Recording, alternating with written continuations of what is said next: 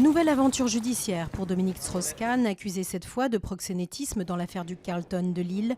L'ex-directeur du Fonds monétaire international comparé, aux côtés notamment d'un hôtelier, d'un policier, d'un avocat et d'entrepreneurs, ainsi que du médiatique Dodo la Saumure, tenancier revendiqué d'établissements de plaisir en Belgique.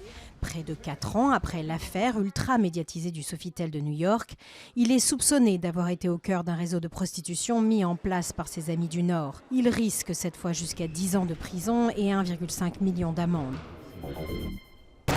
La paix semble s'éloigner encore un peu plus dans l'Est rebelle où les séparatistes annoncent vouloir mobiliser 100 000 hommes contre Kiev. Une mobilisation générale dans la République populaire de Donetsk, prévue dans 10 jours selon la direction rebelle. L'Est de l'Ukraine, en proie à un conflit armé depuis près de 10 mois, a connu un week-end sanglant avec une cinquantaine de soldats et civils tués.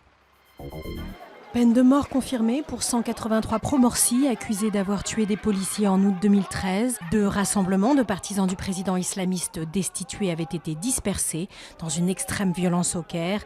Les forces de l'ordre avaient tué en cette seule journée du 14 août plus de 700 personnes. Quelques heures plus tard, une foule en colère avait alors attaqué le commissariat de Kerdassa et tué 13 policiers. La justice a également annoncé l'ouverture le 15 février prochain d'un 4e procès visant Mohamed Morsi pour trahison et espionnage au profit du Qatar.